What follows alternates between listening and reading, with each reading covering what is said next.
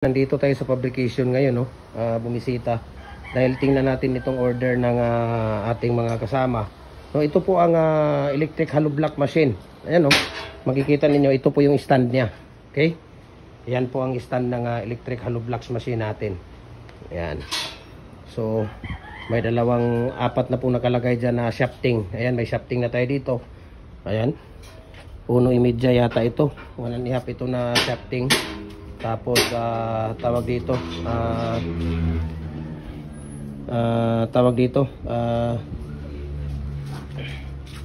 mayroong apat na nakakabit dito na tawag dito pillow blocks. Ayan yung pillow blocks na yan.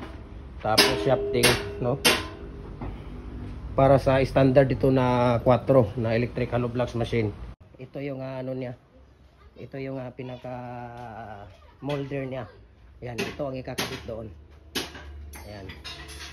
Ito po yung ikakabit doon sa ating hollow blocks, electric hollow blocks machine, ha?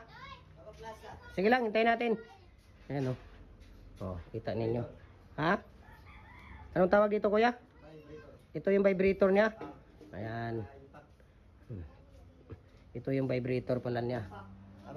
Ayan. So, vibrator po yan ang electric hollow blocks machine natin.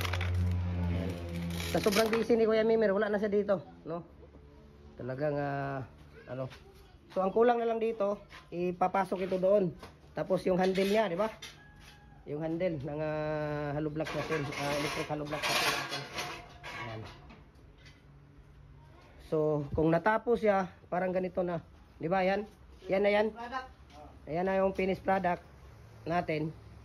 Pero ano ito, for repair po ito. Ayan. Ito yung finished product niya. Kaso lang for repair ito.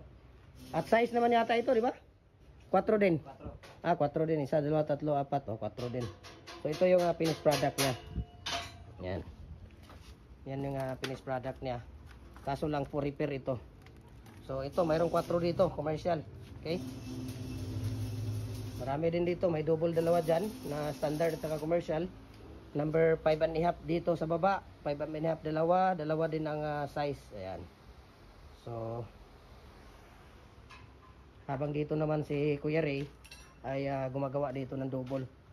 Buti kuya na tinulungan mo si Kuya Mimir. Ha? Ang dami. Sa akin lang, ang daming order na natingga sa akin yan. Tingnan mo, isa lang ang nagawa niya. Walang iya.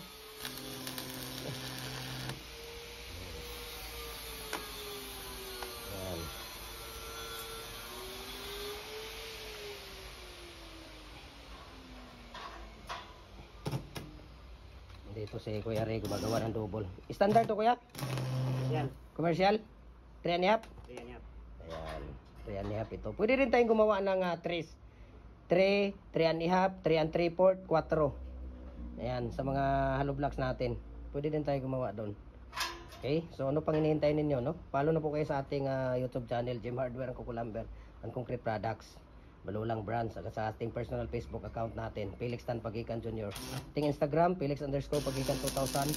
Yung ating Facebook page, Gem Hardware, Kukulamber, Concrete Products, Balulang Brands. Triple A and Ace, Kukulamber. At ang Gem Hardware, Kukulamber, Concrete Products, Kanituan Brands. Para updated po kayo sa ating mga video. Ayan.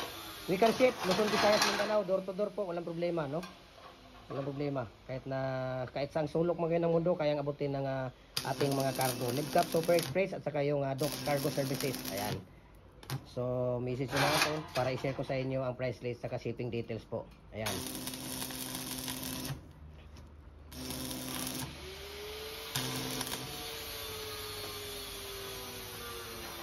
Ayan, daming toaster dito ng numero.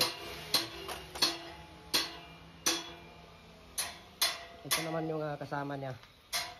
Ayan yung plate. Yung plate na yan. So dito tayo. Ito naman ang ating 4x4x8 feet na dragon fruit post or pins concrete post. So pwede ka na gumawa dito ng 4 feet, 5 feet, 6 feet, 7 feet hanggang 8 feet po, no? Dahil ano po ito? Adjustable po siya. Ito po ay fixed.